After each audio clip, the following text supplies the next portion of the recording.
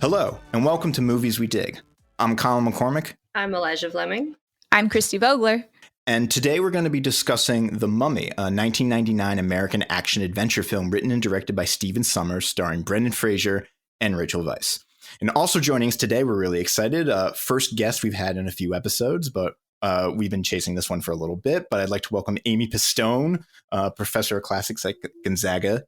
Yeah, got it. We had a whole conversation before we started recording about the correct pronunciation. But you did it. But I'm not going to say of which word. Embarrass yourself in front of anyone by talking about Gonzaga. It's beautiful. Nailed it. I feel like part of me is like I'm channeling my people are from Long Island.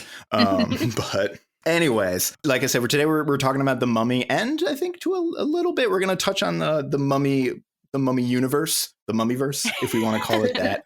Yeah, as I was thinking, at first I was afraid that we wouldn't really have a lot to talk about. But then as I was watching the movie, I realized I think we actually do have a lot to talk about vis-a-vis archaeology and just reception and the fact that this is both a sort of ancient movie and a period piece in the 20s. But before I go on any of that, I want to start with our guest first. Amy, do you dig this movie? Absolutely. I should say I knew going in. I mean, I have seen this movie before. I specifically chose this movie knowing that I very much dig this movie. And I thought I had seen more of the Mummy cinematic universe. And upon watching other movies, it turns out I actually hadn't seen any of the other. I think I'd just seen a lot of GIFs of The Rock as a scorpion king. So I got to see The Mummy 2 and The Scorpion King for the first time and rewatch just a classic movie that is very near and dear to my heart. Though, unfortunately, this is the first time I've watched it since I became hopelessly like a critic of texts as a grad student training will turn you into. And there are some things that I noticed that didn't jump out at me in the past. So, but that being said, I still very much dig this movie. Did you see it in theaters, or do you remember when you first saw it? No, I did not watch a lot of movies I didn't watch a lot of cool movies growing up, movies about sports and science. And since this is not explicitly either of those were not movies we watched a lot of in my family growing up. So I watched this later on, I think probably when I was in college, and I didn't get the exciting in the theater viewing of this. I completely agree. I also dig this movie so much. I think partially just because of the nostalgia that I have for it. I vividly remember the first time that I saw this, not in theaters, but as a teenager. The man who is now my husband showed me this movie when we were like 16. Good first date movie. Oh, it was great. And he knew all the words. He could recite like amazing all of the ancient Egyptian in the first scene. Wow. He knew all of it. And this is the man I married. Yes. I feel like you and my lives have a lot in common. My partner was an Egyptology major in undergrad, and I cannot tell you how many anything I am bringing to the table here about Egypt is filtered through. I first watched this movie with him and then rewatched all of these with him, and there were a lot of pausing to be educated about Egypt things that I did not know. So I love it. I love it. Yep. It's so good. And so I feel like that memory has had such a special spot in my brain. And every time I rewatch The Mummy, it's sort of that time and that space again. And I know now, I see now some of the things that I'm like, ooh, that just went right over my head when I was younger. But I can't. Nothing has made me lose the love that I have for this movie. Yeah, I think there's something to be said for like, you can watch, you can turn on like your critical lens and be like, oh, look, there's like ideologies that we should talk about here. And also like, I just really like a fun action movie. Like I have rewatched every Fast and the Furious multiple times. Like there's the part of me that wants to talk about like, oh, does this glorify certain things? Does this promote certain images of the field and archaeology and imperialism and whatnot? And like, also, oh my God, though, like it's such a fun movie. Exactly. I did see this in theaters, and I distinctly remember like loving it. I dig this movie. I thought you were going to say hate for like a split second. No, I love this movie. I dig this movie. Shut my laptop this is my favorite movie, like by far, that we've ever done. And like, it'll be very difficult to top, in my opinion, because it just continues to hold up. But my distinct memory from seeing it in the theaters, like The Mummy did not terrify me at all. It was those damn beetles. Oh my God, I know. Had to close my eyes all the time. I had nightmares afterwards about a damn beetle under the skin crawling up your arm. And like that was the terrifying thing to me the whole time. And my other very fond memory of this movie was I got to study abroad in Greece. We had an apartment that apparently was the apartment everyone came to hang out at. We would put all our mattresses in the living room because there wasn't really furniture. So we just put mattresses on the ground and we did a mummy marathon like right there. Excellent. And like it's one of my fondest memories of that. And it was still good, except for the fourth one. And I'm glad we're not really going to talk about the fourth one. We don't have to talk about We don't have to talk about that one. But yes, it never gets old for me. Before we move on from the Beatles, can I just mention that there's a real theme of insects, like just terrifying insect scenes in this whole series. Like you got fire ants, you got there's a recurring theme of horrifying insects. In the Scorpion King, I was thinking like they're hitting the classics, but like this is the theme of kind of that movie, but like there's the exact same thing. There's like a fire ant scene. Yep. Chris, I was almost gonna jump in because this like in a weird way actually almost directly relates to the things I study and write about, where one of my sort of go-to texts that I like to talk about is Nick Kander. And he writes a poem about poisonous snakes. And there's like a lot of that kind of fear. It's like that fear of like body invasion and like violation of personal, like if you think of your body as like a whole thing and like breaking that unit. And there's a bug that Nikander describes that's like, he says it's like some kind of moth creature and it like lands on your head and like sticks something in your skull and like, and then you like melt or something. And it's like this exactly that. You know, that like that particular like kind of body horror of like something crawling in you. I will say like the hardest part of living in Texas was the cockroaches, because my least favorite creature on earth is a cockroach. So I feel this bug horror, you guys. Funnily enough, actually, the real movie I learned, so they shot like half of it in London on like sound stages and half of it in Morocco for the exteriors. And there was a real problem with snakes, where there was like a particular kind of snake that kept showing up. But I think it was Benny, Kevin J. O'Connor, who's saying like, I'm walking around in like open-toed sandals, and I like saw they gave a memo with like a particular like yellow and black snake that you're not supposed to touch, and it's like there was one crawling like right over my foot or something. But I kind of don't really have much to add other than like I think this movie, to me, my memory of watching The Mummy is like me being a like tween, it being like Friday or a weekend at like 7 or 8 p.m. and TNT is on and it's just The Mummy like on loop. And this movie is, I think, one of the ones that actually my appreciation for this movie has only grown over time in the same way, just because of what everyone was saying. Like, you know, there are problems with the movie that I can sort of identify, but I also can't really fault it because it's just having so much fun that like it gets a pass in my mind in a lot of ways. A lot of the things that I could object to and maybe should object to some of them, but it also, I don't know how campy, I guess maybe Christy, you could talk to like how much it was leaning into the campiness at the time, because a lot of movies weren't trying to be campy at the time, but looking back, they're like, oh no, we were totally trying to be that. But like this movie, it's just having fun and it's not taking itself super seriously. And I feel like some of the things that we could maybe be like, I don't know how I feel about that. Like there's some places where the politics are like, it feels, it's at some points like it's campy enough that it's like, I don't know. I don't think it needs us to take that part seriously as seriously as we might in a different context. In contrast, like my sort of criticisms for a film like, say, Gladiator have kind of only mounted over time. And part of that, I think, is because that movie is taking itself so seriously that I sort of rise to meet it. But yeah, like this movie is just having fun with itself, which is interesting in and of itself, because this movie has a sort of funky long genesis where it took a bunch of years to get made because the producers wanted to do a remake of the 1932, like Boris Karloff. And they originally were pitching it as like a horror, like just a very low budget horror under $10 million. Really? I did no research on the history of this movie. I just watched things enthusiastically. This is why I don't get anything published, because I spend my whole time researching movies. No, but this is fascinating because like that is 100% not what it turned out to be. Like it is wild that's what they thought they were going to make originally, because that is not this. It's interesting doubly too if you think about like the arc of like, I want to talk later about like mummies and pop culture because it's in an interesting place there. But so it was originally conceived as like a $10 million low budget horror, and like a bunch of names got attached, probably George Romero being the big one.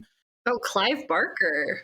Clive Barker was another one. I would love to see that version, just like on a side. Well, they're crazy. There's like descriptions and synapses, and like some of them, a lot of them are set in modern day, and they feature like either a scientist or an archaeologist like resurrecting the mummy. And they kind of play because like a lot of original mummy like literature, like 19th century literature, like Bram Stoker, it's very like erotic. Like it's usually like a male archaeologist unearths the mummy, and she's like I think a lot of this has to do with like Cleopatra and Nefertiti and figures like that. But there's versions on that where it's like a romance between a female archaeologist and the pharaoh or whoever the mummy is, or some of them are more like just straight up gore horror. And then Stephen Sommers comes in, he's like, no, I want it to be pulp. Like I want it to be like Indiana Jones and Jason of the Argonauts. Which you can see like that. I mean, people kicking skeleton heads around. Yeah.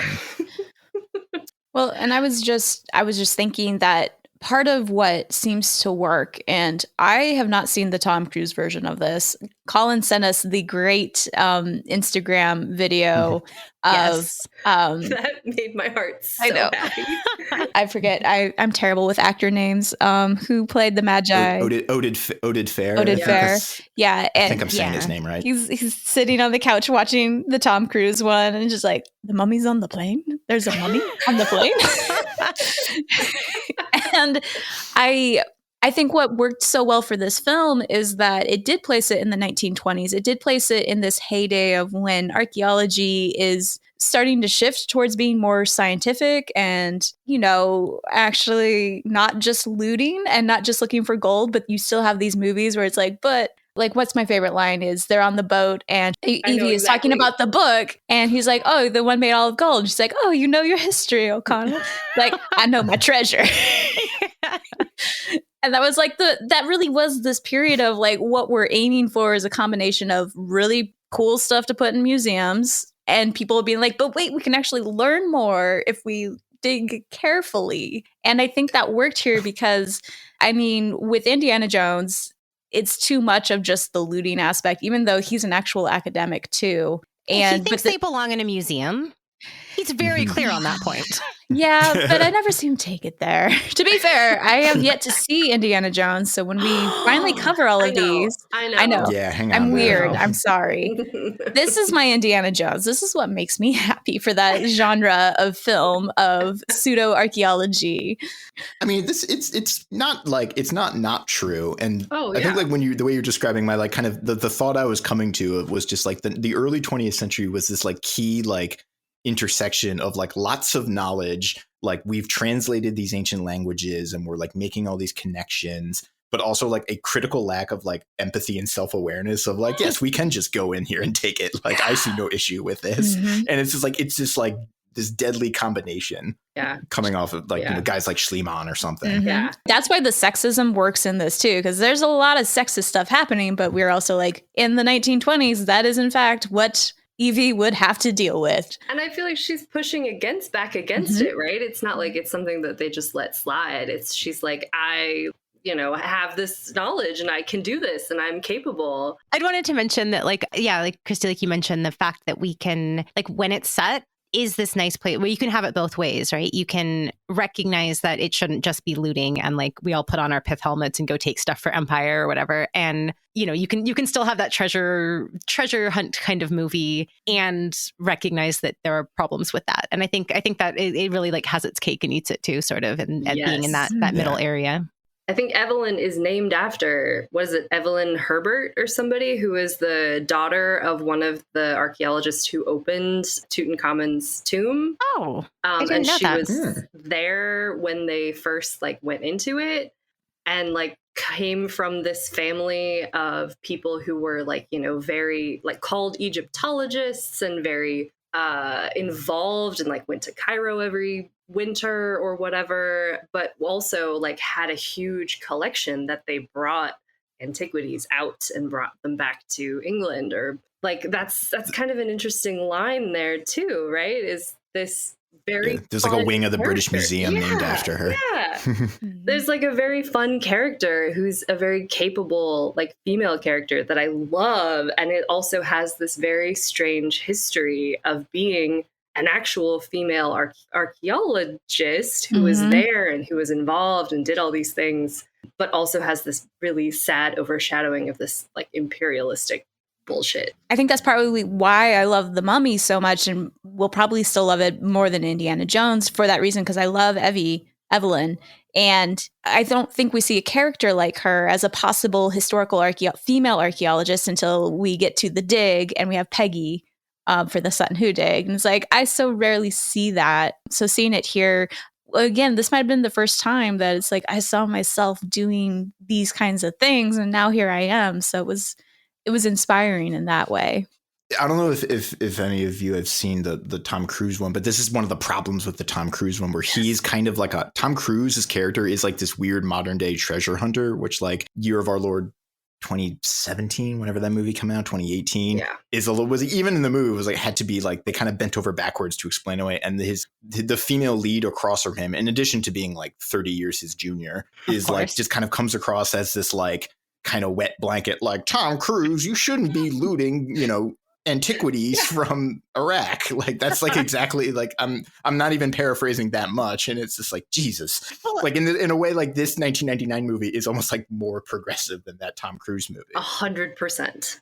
Well, and yeah, the fact that like she isn't that way, because I feel like we see so many of like the daring, rakish gentleman who's off doing things, and the woman who's like, I just don't think you should do that. Why won't you stay home? Or like that kind of like naggy female. And like it doesn't like that's not what this movie does. Like she is bringing very necessary skills, and she's cool, and she's like, I feel like having a protagonist who isn't just there to be like sexy romantic interest person is, you don't see like, I don't know, Lara Croft, or there's one woman who briefly in an Indiana Jones movie who like can outdrink people, but I don't like there just aren't that many times where you see a woman being like part of the adventure, like the cool adventure club. Absolutely, yeah. And like she has the necessary skills, right? Like she's the one frantically reading the stone to translate where the next like clue is, right? Like she gets the final blow, as I made a note. Like she's the one who like says the words that get to make him, that effectively kill him. Yeah. Make him mortal. He's mortal. Yes. But I was also thinking, like, I couldn't imagine a situation I would least want to translate in ancient language than like people banging at the doors and like trying to. That's what they say. Like, you're never gonna have to do this under pressure. You're always gonna have to have a dictionary. I always tell my students, like, we're gonna have like this is a take-home quiz because you will never have to hurriedly translate Greek in any. I'm like, well, and there are a few times where like it turns out translating hieroglyphs or translating like there Indiana Jones, like there are a couple of like critical moments, but failing those times, you will never have to do this. Oh man, talk about my nightmare of like translation exams, even in grad school, were stressful enough. Oh God, I was having like truly horror dreams before my quals. Like I'd been doing so many flashcards working on my vocab, and like I had nightmares about like all of my friends and family and loved ones were like lined up in front of me in front of a firing squad, and I had to answer flashcards correctly. And if I didn't, like someone was going to be like, that was when I was like, oh God, I better pass this qual because I cannot be studying any longer. It is doing very bad things to my psyche. Yeah, no. Eli and I kind of are like first interaction. I remember this. I don't know, maybe you should tell it. The first time I met Colin was right after we took like our entrance translation exams in grad school. We were like at orientation, and it was like, here, just like do what you can, and you'll sort of like, be placed in your courses based on what you can do. And I remember one of the first things that Colin ever said to me, we've met like 2 seconds before this. He said, if somebody gave me a hammer and said, read what you translated out loud or hit yourself in the head with this hammer, I would hit myself in the head. I was like, we're going to be best friends. Amazing.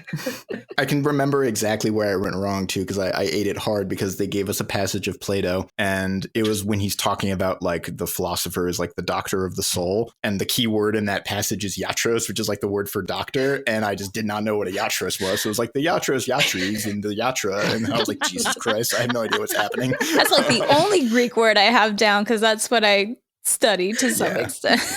I've never forgotten it since. There you go. I still know how to spell Czechoslovakia to this day because I failed it on a 3rd grade spelling quiz, and it's not even a country anymore. So who got the last laugh You're going to there? study dead languages at that point. You're like, I can spell words that have no application anymore. This seems like a pivot. We've been talking a little bit about Rick and Evie, but we can just dive into, these protagonists a little and like the way they kind of fit in.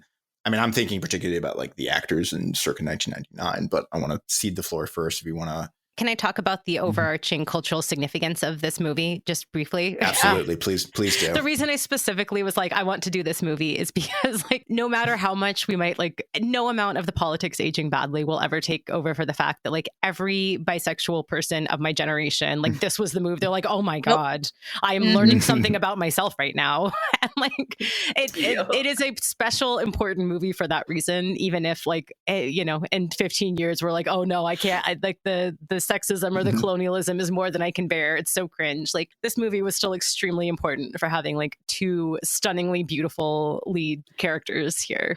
What I loved is like I paid attention to every kiss this last time I watched it, because the first one is when Rick is like, all right, I'm about to die, so I'm just gonna make out with her and save me, lady. And she's like trying to like, I think I liked that, but I also didn't like that it happened. And then there's like a couple of mummy kisses, but like the last kiss at the end is like the most endearing and sweet thing, because it's not like down each other's throats. And at one point, even Brendan Fraser like does a nose tip thing against her nose. I'm like, that is so flippin' sweet. And that's the best on-screen kiss I've ever seen, I swear. And you literally had to go through so many terrible kisses first to finally get there. I'm like, I appreciate this. The progression of the kiss. Yeah. The kiss character arc there. There's only like, for me, there's like, I agree that everyone is looking stunning in this movie. I think the whole cast, even John Hannah wasn't good, but there's one fly in the ointment for me that once somebody pointed out, I couldn't unsee it, which is Rachel Weisz's eyebrows. Well, it's her eyebrows. If they're like kind of weirdly penciled on in this movie. In the second movie, style. I mean, yeah, she has just like regular forget eyebrows. that was the height of like there are so many women dealing with the fallout of just plucking the crap out of their eyebrows, because that was so like that was very much of the moment. The Mummy 2 is really where it's like peak Evelyn, even though that movie is far inferior for many reasons, but it's still fun. Somebody pointed it out and I like couldn't unsee it. Well, yeah, if that's your only complaint, Colin. No, it's not. And it's not really a complaint. Like I'm still. It is a very much like, this is the 90s for sure. Yeah. Yes. I don't even. Rachel Weisz can do no wrong. Yeah, in my it eyes. it doesn't bother me. Like it's fine. It's fine. And her eyebrows have grown back in just fine. Like she was not permanently affected by this trend. So she's fine. Everyone ended up okay. So Brendan Fraser didn't get he wasn't even remotely the first person they asked for this role, where the first call did went they to think they could get who was better than Brendan Fraser? You name their names. I'm so mad. I'm about to read you 4 names. I saw this list and I was mad. So okay, number 1, Tom Cruise. Boo. And then they eventually got him later for and it was diminishing returns. Number 2, Brad Pitt. Number 3, Matt Damon, and number 4, Ben Affleck. Those are, and I will say, like, many of those men have been in they're perfectly fine as actors go. This movie is a fundamentally different movie with any of them at lead. I think even young Brad Pitt is not pulling like Brendan Fraser is the archetype of just like a perfect himbo. Like he is it. Mm-hmm. And that's his young Brad Pitt, even like when he like his like pretty young Brad Pitt phase, like was not perfect himbo. I agree completely. No, he was always, Brad Pitt was always cool, even in like the Ocean's movies or in Mr. and Mrs. Smith. And those are even a little bit. Mr. and Mrs. Smith was right around this time, right? I feel like that's a little later. A little bit later. Yeah. I think. I'm trying to remember Brad Pitt circa 99. Yeah. 7? That was like right around then? 7 or maybe like Legends of the Falls, or was that earlier? I'm doing some IMDb research here. But also like Matt Damon and Ben Affleck still, again, like fundamentally different movie. Because Brendan Fraser, his Hunting era, right? Am I wrong? That's exactly, Okay. I think that was the mindset. And like, yeah, 7, 12 Monkeys, Legend of the Fall. Like that's where we are and like, I mean, 99 is Fight Club. Like Fight Club Brad Pitt is not the Mummy at all. No. Yeah. No. Versus the other excellent Brendan Fraser work at this time was George of the Jungle. which that's what got him this. Yeah. A great movie. You can see that yell, like he's got like that real like George of the Jungle, like when he's yelling at the mummy. Like, absolutely. The litmus test is, could you see any of those other actors I listed doing the lines like, looks like you're on the wrong side of the river, or however he does it? No, I feel like all of those other actors would take this too seriously. I feel like so much that was so great about Brendan Fraser was that he had this sort of like comedic just existence. It's like everything he did was sort of like easy and like natural, but also funny. And he did not take himself seriously. He was this like kind of rough and tumble adventurer guy, but he didn't take himself seriously. And that just worked so well. I cannot imagine Brad Pitt screaming back at the mummy, right? No. Like, no. Yeah.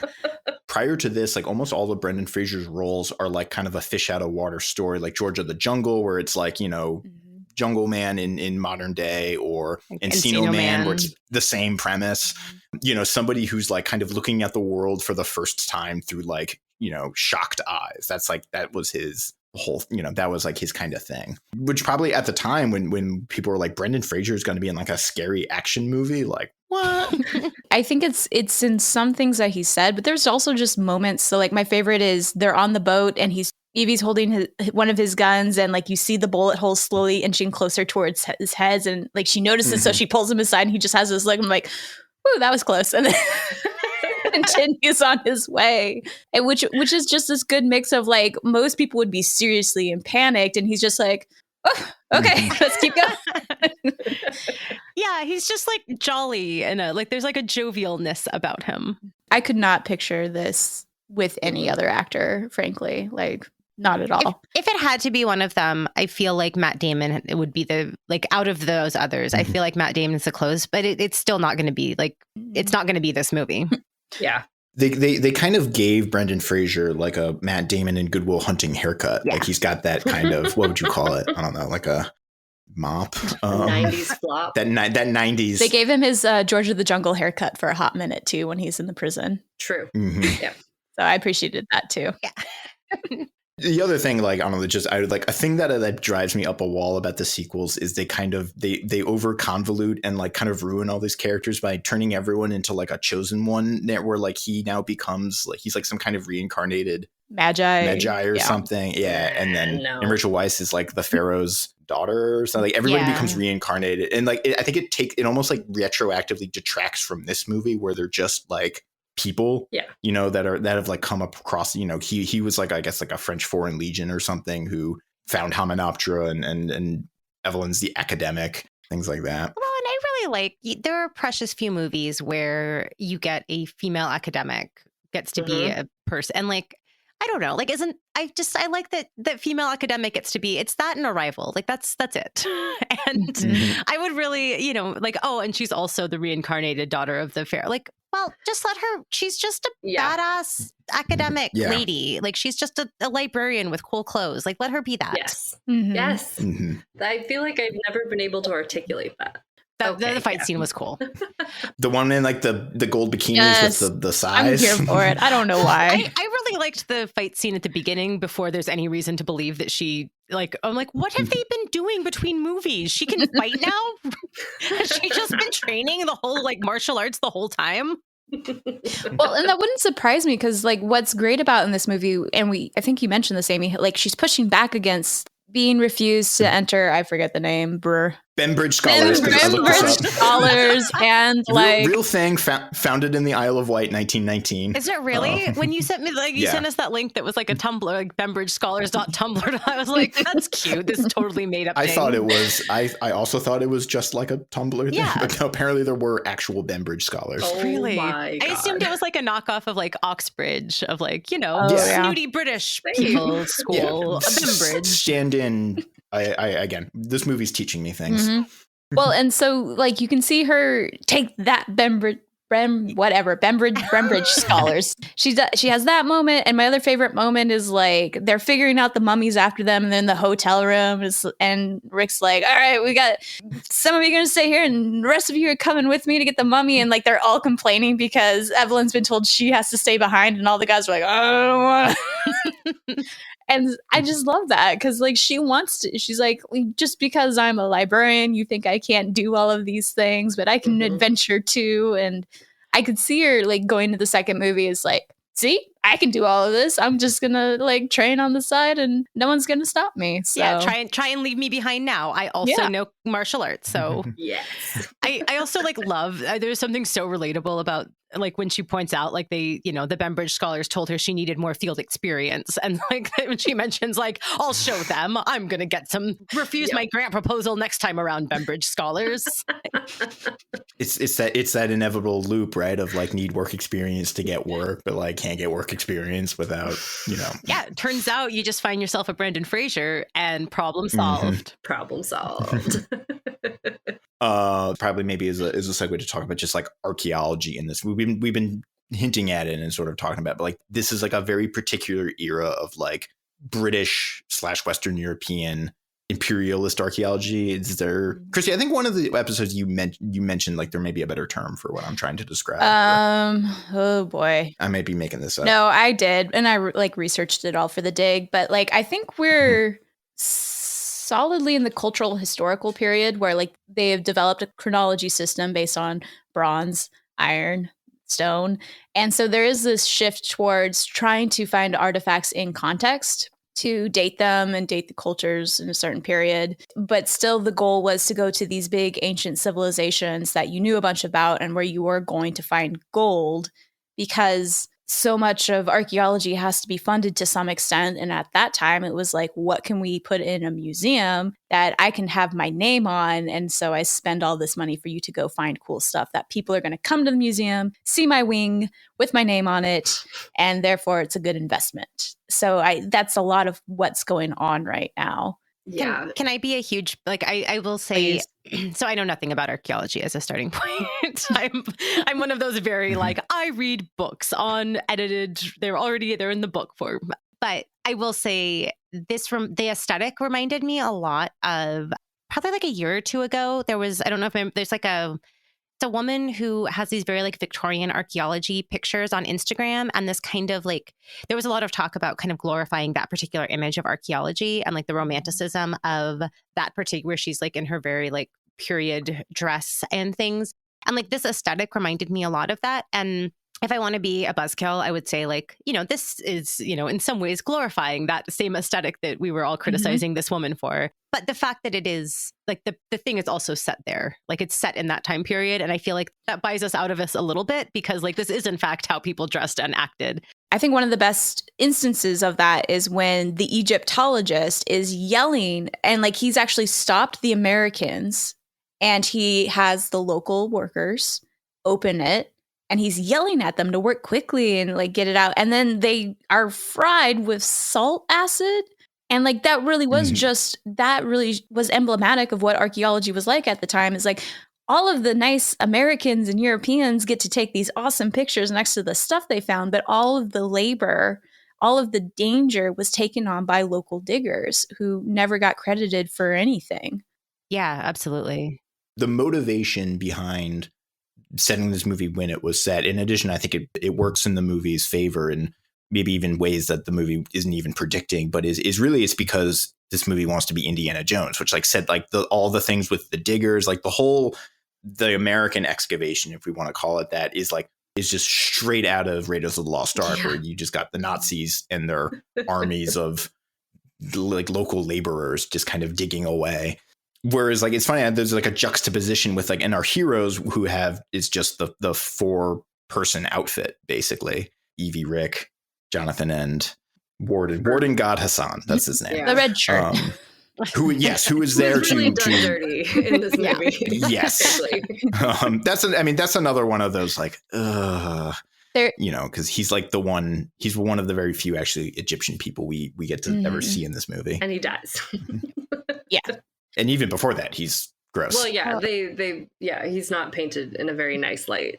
I will say one of the characters that I think very much is looking back towards Indiana Jones as well is Benny's character too, of like the sort of the sidekick with a unclear where he's from. It sounded like maybe Eastern Europe at one point. I think he like mentioned something about somewhere Eastern Europe. The subtitles, if you have subtitles on when you watch it, it says that he swears in Hungarian. That might have been what it was. I remember it's something I was like, is in a lot of ways looking back towards some like Indiana Jones stuff as well, in a way that I was like, oh, that's okay. I'm just not going to think too hard about this character because I don't want that. Like, I'm just moving on. That's moving on from that. My other favorite subtitle moment is when he's first faced with the mummy and he's just going through all the different necklaces and symbols trying to see which religion's going to protect him, and he gets to, I want to say Chinese, because it just starts like he's actually just mumbling a bunch of stuff here. Like it's not, he's lost the language at some point. Because he's very like, I wrote in my notes somewhere that he's like kind of the true hero / villain of this movie. Or like he's one of the characters that really pops because he's just so loathsome. Like when you meet him, you're just like, God, you dislike him more. And in a lot of ways, like his demise is like more satisfying than say Imhotep's, because like this is going to seem like a weird jump, but in the Christmas Story, where one of the things that the Christmas Story kind of gets right is like the worst person in your life is not the bully, it's the toady. Like the little kid who's with the bully going like, and like kind of egging, and like the rat and the sneak and the traitor. And like Benny is all of those things, which is like why he kind of so, part of it also because you can empathize at least to a degree with Imhotep. But Benny is just like, God, Benny, you suck. And like his like relation towards like religion would also be like that, where he's just like, I'm going to say whatever, I'll believe whatever I have to believe or say whatever I have to say to like live another day. I was going to say, if there is probably something here that is the most accurate depiction of archaeologists I have ever seen, and if you want to win your way to an archaeologist's heart, do what Rick did. Steal your archaeologist a very nice toolkit and give it to them. I love that. I know, right? It builds an archaeologist's heart. I know. And he's such like a little idiot about it. He's like, I like got this for you, and he has this like weird little vulnerable side that I just feel like, oh, you big idiot, I love it. I thought you were gonna say, Christy, the most archaeology thing that you ever heard was when the two groups kind of meet when they're underneath the statue of Anubis, and he's like, here's our dig site, friend. And they're like, we got here first. Like, neither of you belong here. Like, this is not. Eli, I thought you were about to say that you had like a gunfight with a rival. Yes, gang. I believe it.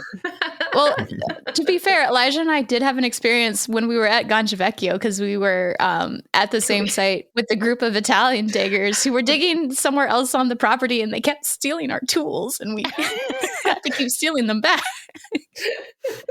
Well, maybe they'd seen the mummy and they were like, I heard this is how you win your way to an archaeologist's heart. Yeah, exactly. Steal the wheelbarrow.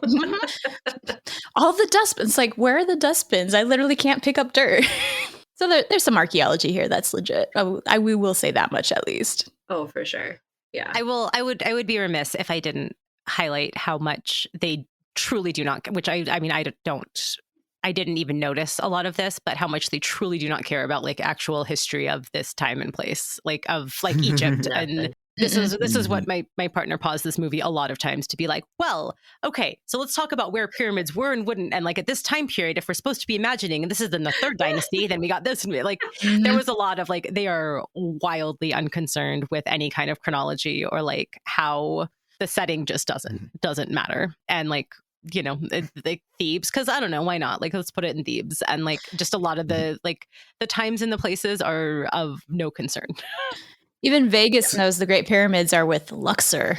So like yeah, I got a lot of crash courses on like, well, you know, so if we're thinking about the king that might be the King Scorpion, this would be pre-dynastic, and then there wouldn't have been pyramids, there would have been mastabas, and I got a lot of description of that, which apparently, I mean, as a person who has not personally studied Egyptian history, none of that like jumped out at me as a problem, but like what metals they're using at these ostensible time periods, like nope, not concerned. We want it to look cool. That's our main concern. Yeah. What looks cool?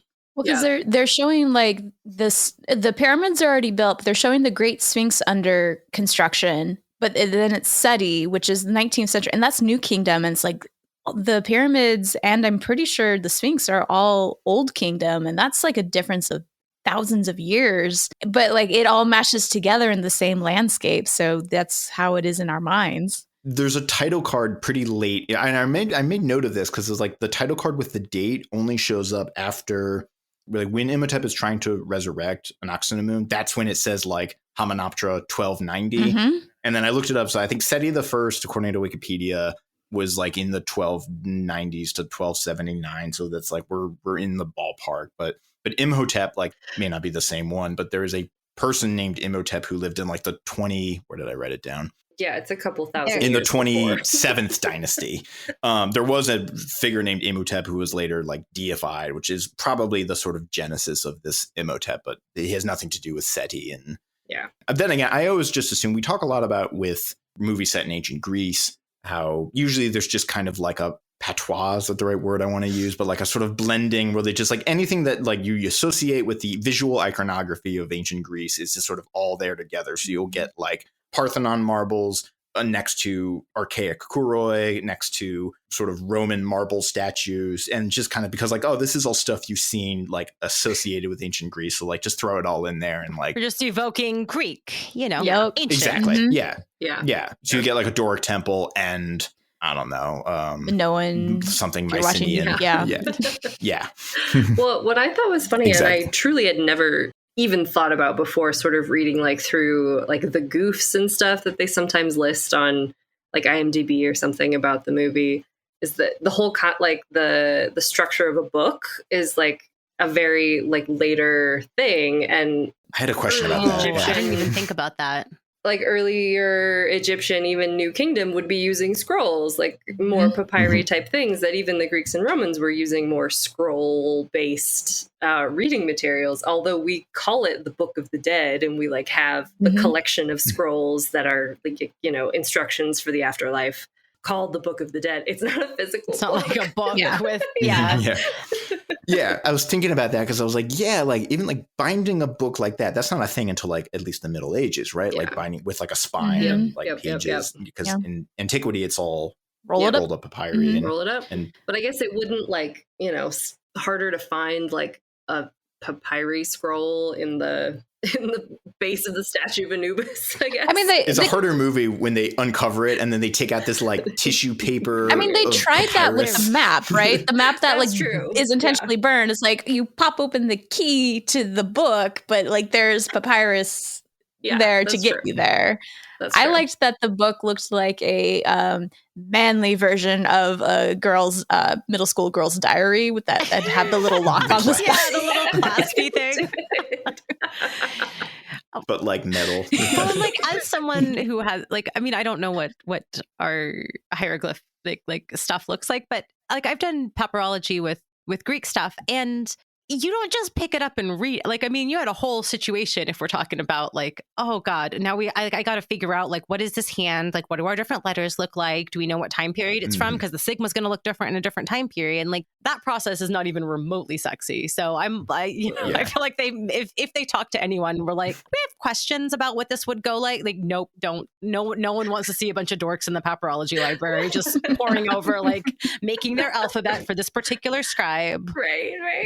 Oh, I love it. Yeah. Oh man. Don't even get me started on Latin cursive or like Latin epigraphy, because it's wild. It's a different and like the shorthand and the abbreviations and like, oh God, it's a language within a language. Oh, students used to bring me like, I found this picture of this thing. Can you read this like Byzantine icon for me? I'm like, oh my God, like, no, I can't. I would need to sit down. Like there's abbreviations I don't know. Like I understand it's in Greek, but like things change so much over. And like, I'm sure she's super duper smart, but also like there are so many different time periods of Egyptian. Like, is this Middle Egyptian? Like, are we talking about Demotic, like She's like, no, I can pick it up. And actually, I'm equally proficient in every single version of every time period of Egyptian. So is it Coptic? Throw it at me. I got this. She does say at the beginning, like when she's listing her qualifications after, because the bookshelves fall down, and he's like, why do I keep you? And she's like, well, because I'm the only one who can speak Egyptian and read Heretic, and like she meant hieroglyphs. She mentions a few, but not nearly enough. No. Yeah, I think she did, because I was like, oh, hieratic. Okay, you talk to somebody. Look at you. I was going to say they do have go for it. Like a person listed as the ancient Egyptian consultant. Is it Stuart Smith? Yeah, that is the one thing we did look up. We were like, who do they have? Because it seems like, as best we could guess, and again, I did very limited research on this movie, but as best we can guess, like most of the script seems to have been written with no consultation of just like, here's a cool plot. And then they were like, what would, because like a lot of the stuff that when they're speaking is actually like, oh, you can like recognize bits and pieces of like, oh, that means that means that. Like I can see what they're saying. And like that was actually Egyptian. But then you also have like all the big names in place. And then we're like, hey, can we get a couple lines into Egyptian, please? And thank you. Yes. Yeah. Well, I didn't know. When I did look it up, it was the same person who did all of the Egyptian for Stargate. Right. Oh, interesting. So I'm like, oh, that makes sense. Okay. I was going to say, just to circle back a little bit, it is a great regret of like that in my professional career. I've never accidentally knocked over a bookshelf that's knocked over every single bookshelf in the library. Well, here's the thing. They don't build bookshelf circles like they used to, like you could, I have never had a bookshelf that I could knock over one and this would happen. They're all like anchored, and it's nonsense. Actually being like somewhat semi-serious, I'm thinking like, was the late 90s just like a weird high point for like that motif? Because I'm thinking also Disney's Hercules, which is like within a few years of this, has like the same conceit. And like maybe like it's one of those things like when you're growing, like as a child growing up, I thought that like creating a domino effect was going to be like a much bigger problem in my adult life. That I would like destroy whole buildings if I like knocked over the wrong shelf. They did it again too in The Mummy Returns. They knocked down all the columns when the little kid is like... that kid straight up destroys a temple. Yeah. It feels like library fine, temple bad. That kid, I just like, I don't have much to say about The Mummy 2 other than that kid is a pox on that movie.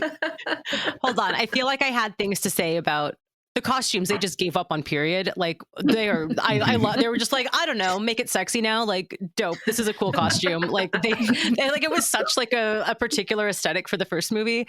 And also my all caps note that I really need to talk about for this one is scary Ewoks. What are those little things that were jumping around? And oh my God, just all caps scary Ewoks with a lot of exclamation points. That's all I need to talk about.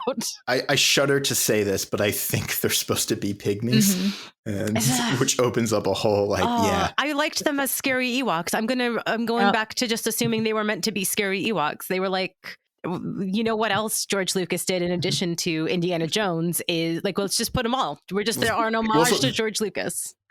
That scene is also just a ripoff of The Lost World when they go into the grass and the raptors eat them. Yeah. Okay. I feel like they were just trying to one up the Beatles, and they really didn't need to. The Beatles have staying power. Yeah, the Scarabs. You could just have more. I thought you were talking about like the George Ringo and John. That's what I thought too. I was like, did they have a movie? I don't remember the Yellow Submarine having any of these tropes, but maybe. I have a couple more notes that I need to make sure that, because they're just like incoherent, scrawled, angry things that I wrote.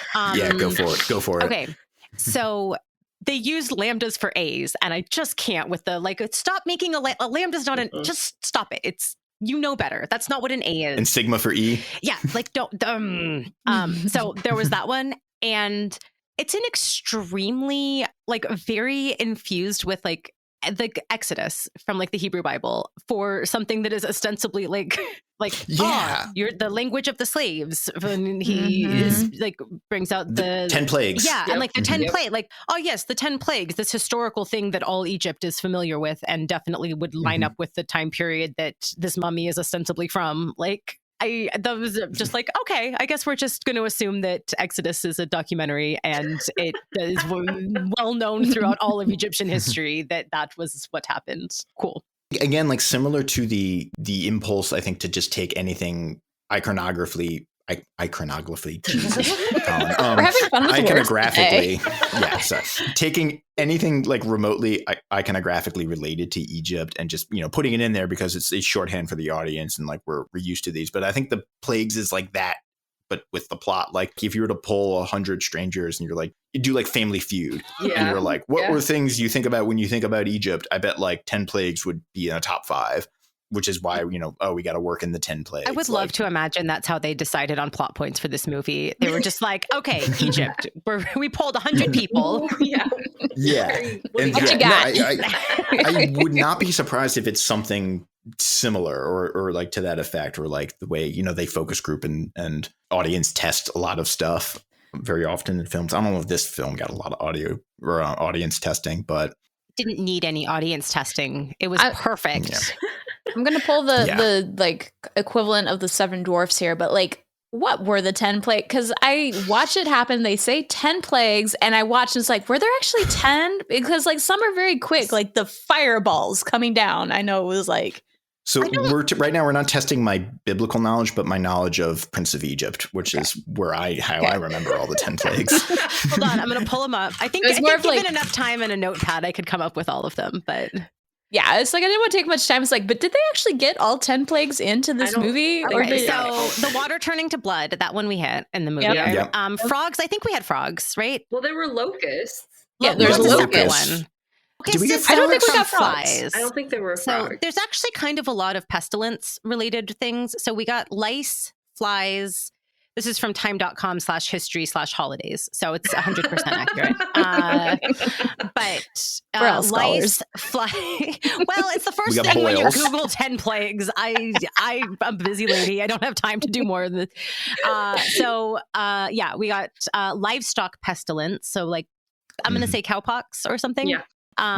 So frogs, lice, flies, pestilence, boils, hail, locusts, darkness, and then the killing of the firstborn children.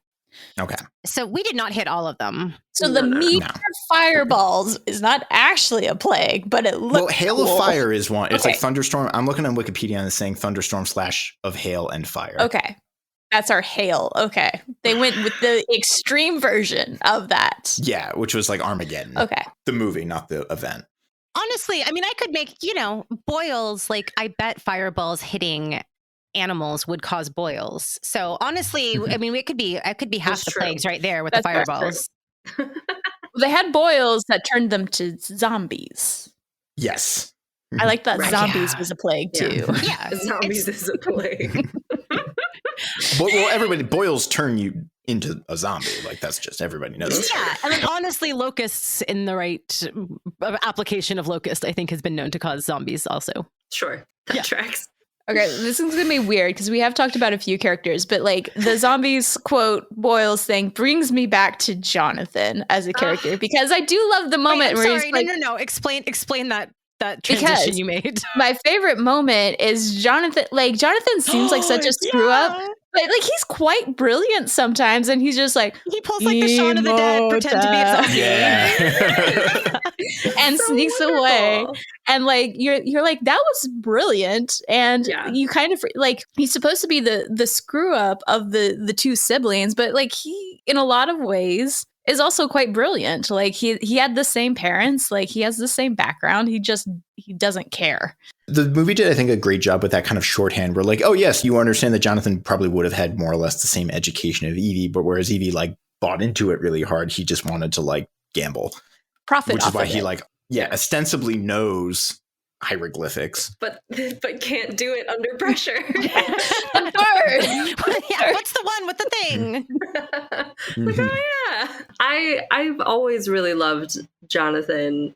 And I feel like the later movies kind of do him a disservice, and they sort of lean into maybe because he's I would say they don't know what to do with him in the second. He's like a morally gray character where it's like he does have very like weird tendencies. He stole the key. He was gambling. He was like hiding in the sarcophagus to scare Evie. It was like a very poor use of ancient remains. Like Which is sadly something an archaeologist might do, just to be fair. It is within our humor wheelhouse for sure. It is. But it's like he's also like sort of the worst case scenario in a lot of ways. But he has such heart, right? Like he makes the good choices when it counts, and he tries really hard, and he does seem to really care about the other characters.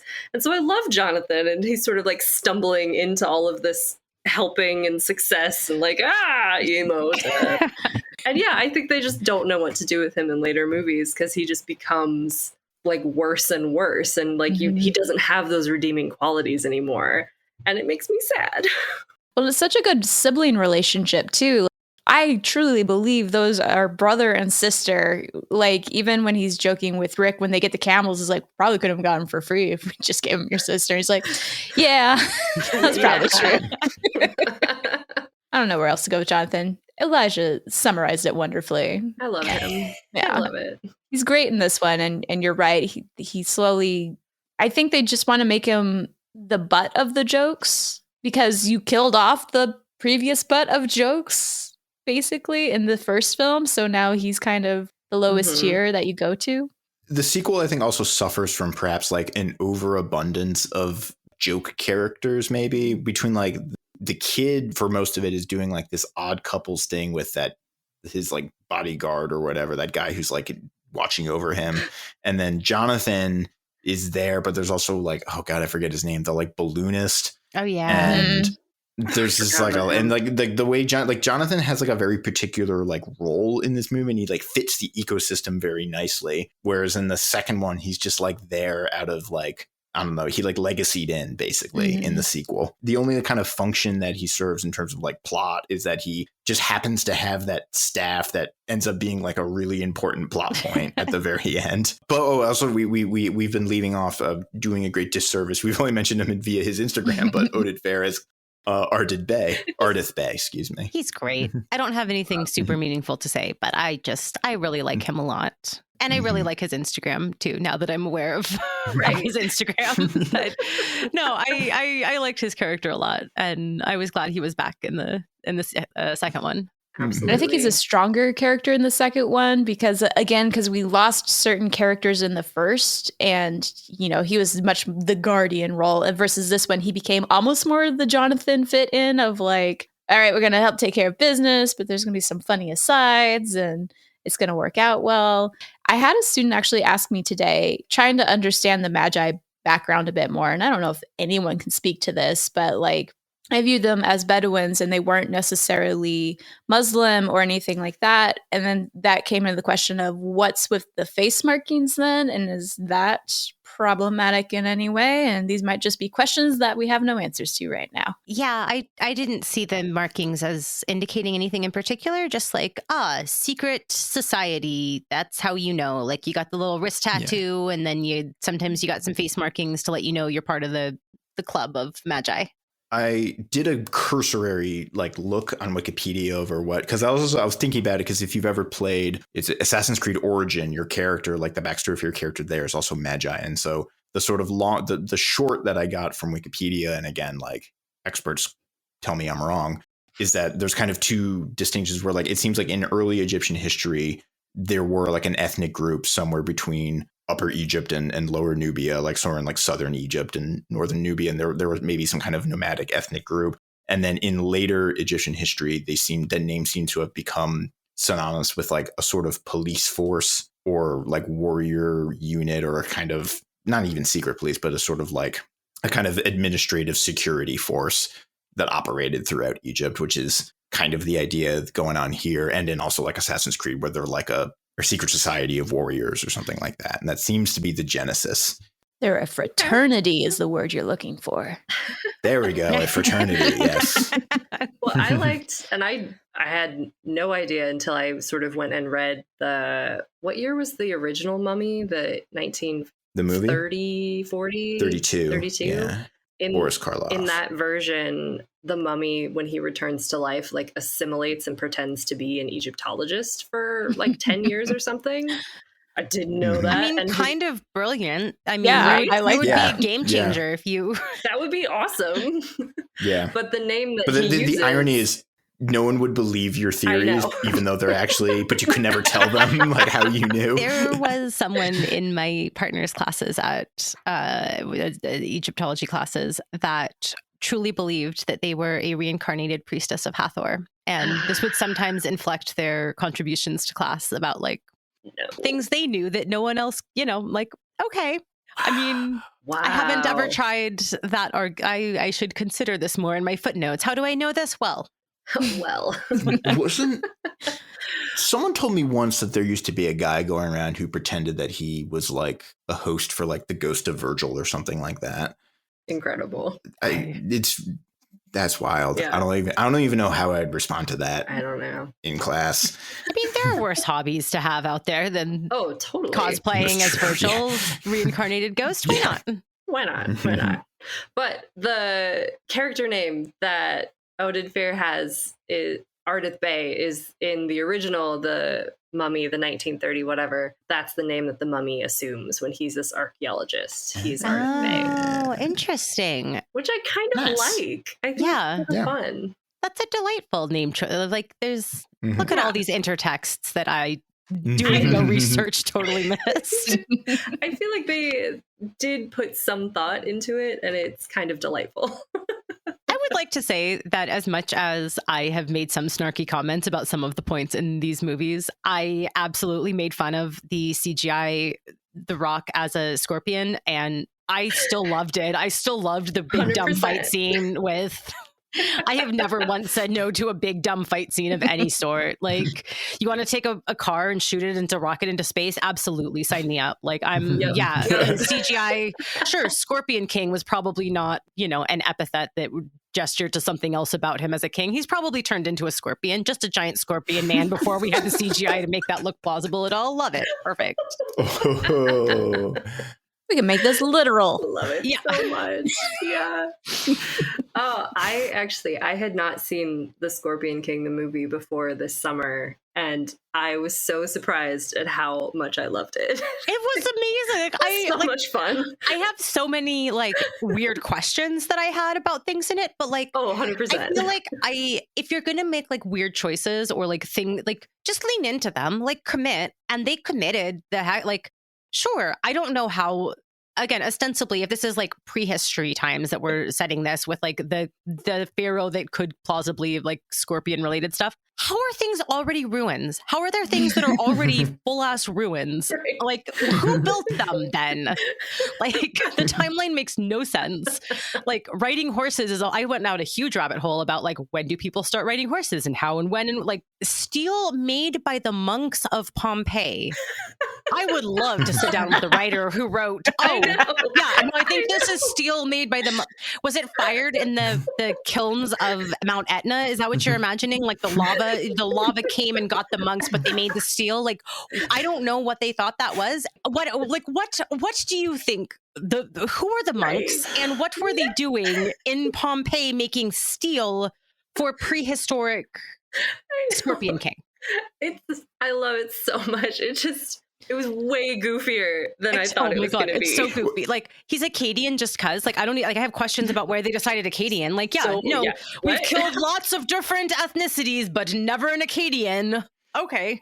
Just so I'm clear, we're talking about the Scorpion King, the movie, not the Mummy Returns, featuring the Scorpion King. Because a thought I had to myself was, in 2,000 years, this movie franchise is going to cause a philologist a serious headache of trying to figure out how they relate, because it truly is almost in the same way that parts of Homer don't jive with other bits, or even within Homer, or other myths. They're going to look at hang on, but in the Mummy Returns, the Scorpion King is this, but then there's this other Scorpion King, but it's the same actor, but he's this, and then we're not even about. There's hear me 4 out. Scorpion King movies. I believe my headcanon on this is, so we've got the events of Scorpion King, the movie, featuring The Rock not as a actual scorpion, but it's sort of poetic justice after he makes this deal with Anubis and whatnots that, we learned about in The Mummy 2. Then that is his eventual haha, you called yourself the Scorpion King. Now you're going to really be a scorpion, king. And it was a sick burn. And then he turns him into the Scorpion Man, half like a centaur, but he's a scorpion. Perfect. I guess my question is, do you read the movies as like The Scorpion King is the prequel to the prequel of The Mummy Returns? Okay, I would like to go so much beyond your question with, I like to imagine that every role that any actor has played, if I can at all merge them into a continuous timeline, like Rob Lowe, when he leaves the West Wing and like goes off and he's like, I'm going to go have a political career in California. And I like to imagine that he washed out of that whole career and then he ended up in Pawnee, Indiana for his Parks and Rec career. Like, I, in fact, if at all possible, merge every role that any actor has ever played into one continuous character arc. So yes, they're absolutely the same. I will reconcile any incontinuities between the two of them. And also somehow I think this leads us up to like, Hercules. Like, I'm pretty sure the Rockules movie it's related somehow. I haven't figured out exactly the canon on that. But it's his great grandson or whatever. He happens to look a lot like him. So it's fine. It makes sense. Reincarnation. Just toss that out there and it works. I mean, Thebes, it makes sense. Like, there's I think there's like portaling between Thebes. I think that's a thing. So yeah, no, it definitely works. I love this so much. I forgot, like, truly to jump ahead to even The Scorpion King. I forgot how actively goofy that movie was, where the first line The Rock has is "boo," where he comes in and like, oh man, he's like throwing ninja stars at people, and there's so much happening in that movie. Well, so this is basically his first role as okay. So I will say, for all that I didn't do any research on other parts of this thing, I know a lot about The Rock. And I was saddened that somebody got to, that you guys had already done the Rock Hercules movie, because that is my single favorite movie about ancient anything and at any time and place. And I insisted everyone watch it, and people like ironically, I'm like, no, it's the best movie ever made. Shut up. It's perfect. So this was like one of his first, like obviously he was playing a role as like The Rock, but this is one of his first roles before he does like Walk Tall, where he like hits people with a 2x4 and stuff, and like then launches his full on movie career. Like, this is very, very early in his career of things. And so like, but I just love how much they kind of aren't sure, like, because you can see all of the things that he becomes known for as like The Rock as an actor, but like it's just like so early, like, yes, this is a very popular wrestler who we would like him to do other things now, and this will be like, it was a delight to see like young baby Rock, like he's just a pebble, and with the pencil eyebrows. Where he's got. Are you gonna? You think this man isn't going to be on trend for whatever year that movie came out in? I'm sure pencil eyebrows were still a very big thing.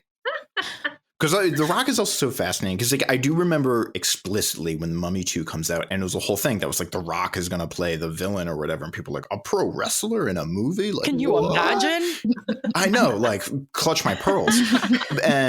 But then like he paved the way, because now like John Cena and Dave Bautista are having very much, although they're going in different directions as they're figuring out. They're kind of like John Cena. I think both of them actually have like arrived, but now like Dave Bautista, he's in like Denis Villeneuve movies. Well, speaking of big muscly men, segue I should use more often. But speaking of like, I think this is really, a lot of this movie is trying to do like a Conan kind of thing, like with Arnold Schwarzenegger, like thinking about like a Conan the Barbarian, because like a lot of the how they're like just blending kind of like, it's kind of set in Europe, but like not, or like kind of like Mediterranean-ish, like we're getting references to like people and things, but like kind of not, like it's this kind of in between play, and like it felt a lot like the sort of Conan mythos. Yeah, I guess what is it? It's like sword and sorcery. The way they get that idea with like barbarians, and there's like kings and sorcerers, and sort of it's got one foot in the fantasy and one foot in the historical. Yeah, there's like the whole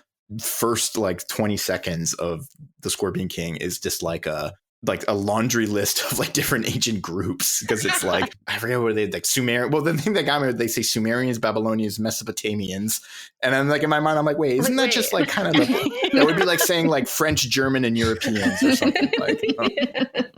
That's a lesson like they are teaching. So I will say this is something that like somebody that works on tragedy, Amy Cohen, talks about a lot of like, you need to train your audience to be the kind of audience you want for a show. And so for, when you're like, you have to train your audience how do you react to a staged ancient Greek play, and where there's masks and stuff. And like, there's an element of teaching your audience, and like they are teaching you right out the gate don't think too hard about this. Nothing good will come of. Aren't those the same? Don't worry about it. Just let it wash over you. Just we're naming people, and now we're going to punch people. That's what we're doing. I think that's it, right? Like, because like the first, I mean, movies that do this well, and like a good movie will like teach you how to watch it in its first like 20 minutes or something like that. I think that's exactly Pirates of the Caribbean, I think, does that very well, where it's very like, this is not serious. Well, I know that Christy has not seen The Scorpion King, so I don't want to say too many spoilers. Oh, that's okay. I'm not a big spoiler person. I can't remember if I have, because like I said, we had that. You to watch it. I will. I might have part of that, like that whole mummy fest. I think Scorpion King was in it, but like that was the third movie in the night, so like I'm probably blanking on something. I would encourage you, like go. I need to watch it again. It's just really fun. Like it's silly. dumb and it's goofy and it's just a delight. I love The Rock too. Elijah wasn't there when we found this one, but she was there when we found a Roman wall at the site we digged at. And the wall continues and it ends in like 2 giant stones. And as a group, we decided to name one Dwayne for Dwayne The Rock Johnson. Yes. Nice. We name our rocks, our very big rocks. No, I've only met the part of the wall that leads to Dwayne The Rock Johnson. You've not met Dwayne, or what's the? This might be very mean, and I didn't name it, but the other one is Kate Upton. Was it Kate Upton because she was artificially perfect because of how well cut it was, or something like that? I forget what the reasoning was. There was a real missed opportunity for, this is really embarrassing that I don't actually think I've ever said this out loud before. The rock that's like GNEISS. I don't know how we pronounce that. Nice. Because you could have Rachel Nice, and that would be right? Yeah. Next time you need we need more rocks to find. Find more rocks, and then we can just pun names for days. Yes. Incredible. If we're okay with a spoiler, I do want to say that I was very mad about something and it was okay by the end. First of all, the fact that the prophetess, the sorcerer's name is Cassandra is just like really. But then there was this whole trope about that I was like really mad about. Like if she has sex and she loses her powers of prophecy. And I was like, come on, like I wrote here, like the politics of sex and prophecy are a mess, all caps. I was very mad, but I was okay with the end. She was like, what better way is there to like convince a ruler to keep his hands off you than to be like, my power is contingent? And I was like, okay, fair. I'll allow it.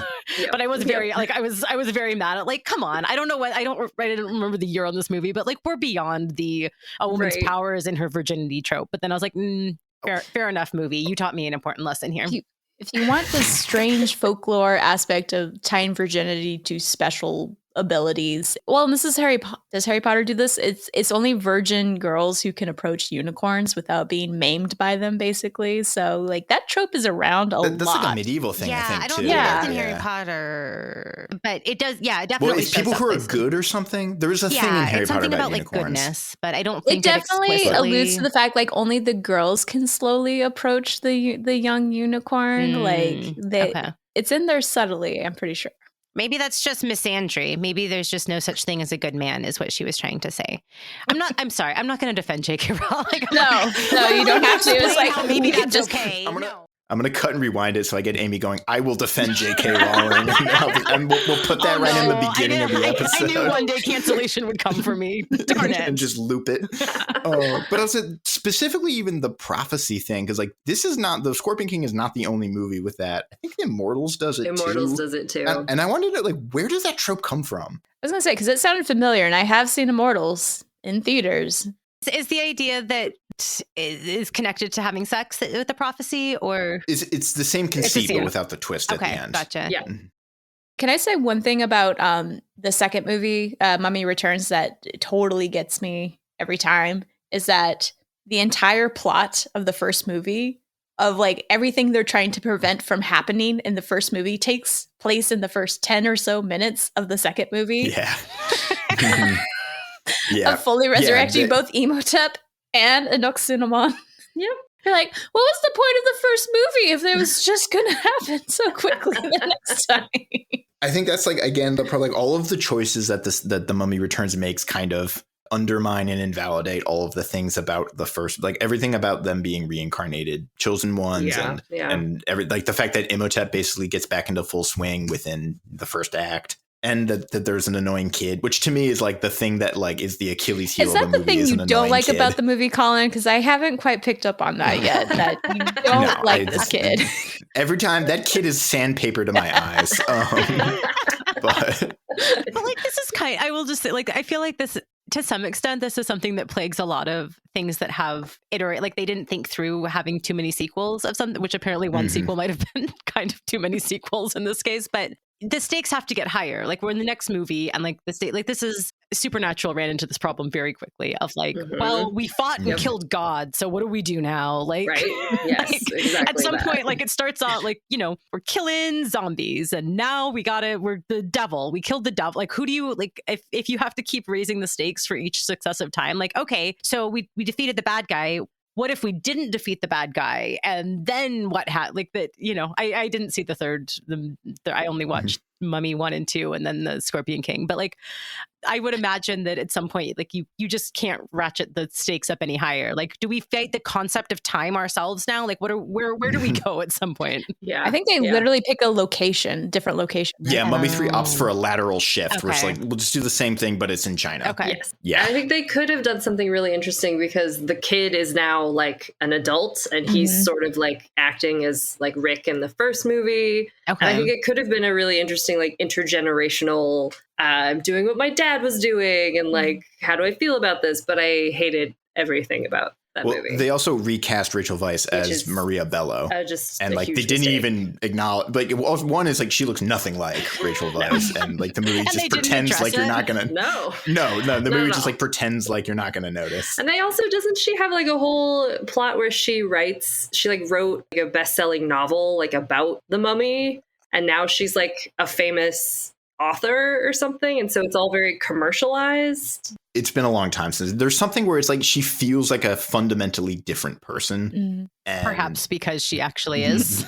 Yeah, and even like yeah, and the actor was playing it totally differently. It wasn't like she was in, so it's like it seems like you would expect like the logical choice would be like maybe Rick and Evie had a falling out, and she's just, it would have been better if she just wasn't there. If they were divorced, that could actually be fun. Yeah, right? Like you got the kid and like the kid who wants to be like his dad, and then like mom isn't in the, like you could do things. They tried that, and it was called Indiana Jones. I was going to say like that is very much a Indiana Jones move. Of like, but you could at least. And we said it in the 50s. Yeah. And I don't remember much about like the mummy of that fourth movie, but it's just like, if you're going to pick mummies in a different location, why wouldn't you go to the Andes? Because that would be cool. I wonder if there was like the logic was like, we're going to keep this train going, and like China, where else do they got mummies? Okay, the Andes after that, like, but the Mummy 3 didn't. It was a franchise killer. Yeah, I heard Rachel Weisz wasn't in, then I was like, I don't care then. No.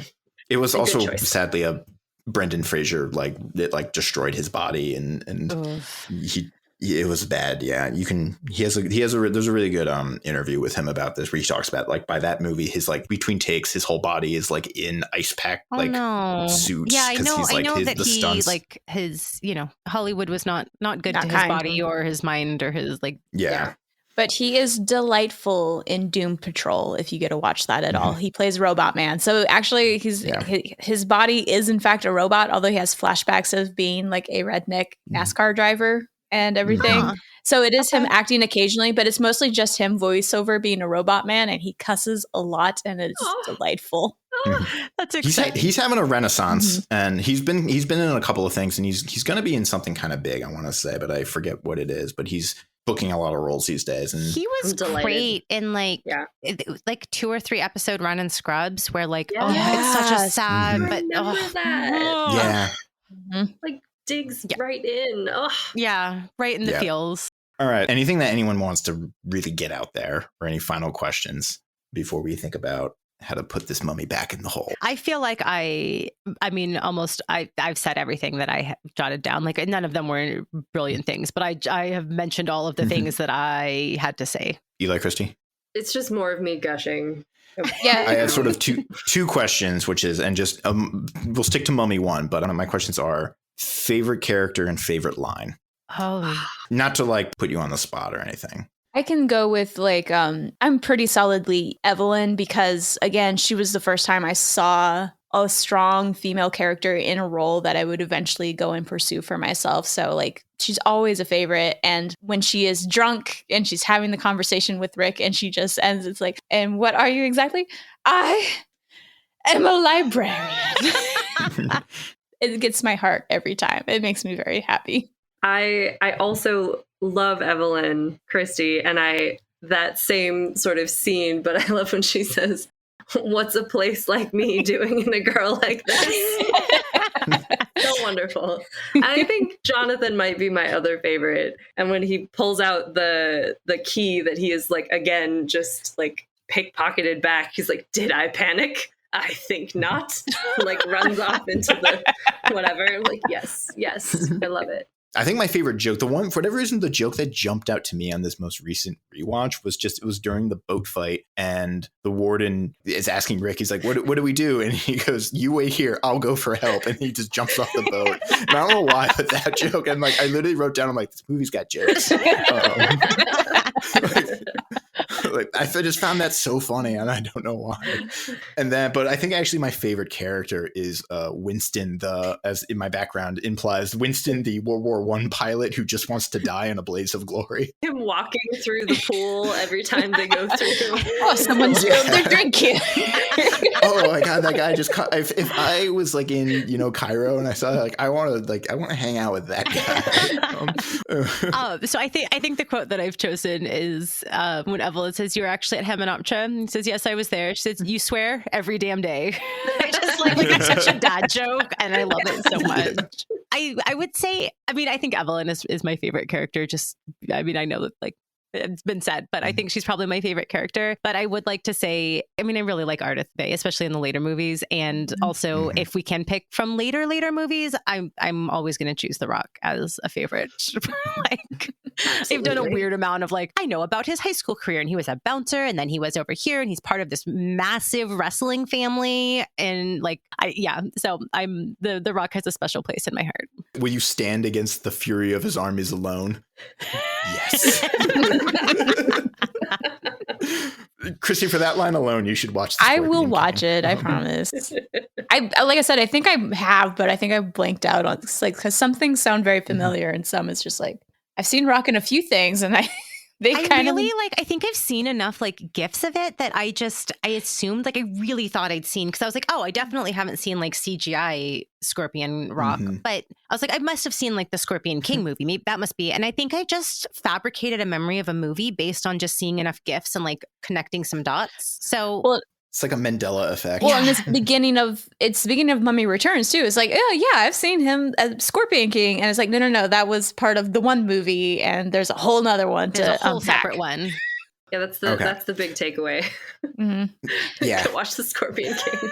Go watch the Scorpion King. I can't believe this is me endorsing and watching the Scorpion. Excuse me. King. Also, of important note, we are now on a 2 episode streak of Elijah actually gushing for a movie. So, what was the last movie you gushed over? Hades Town, actually. So it wasn't technically a movie, but I don't know. It's not often that I have so many gushing feelings.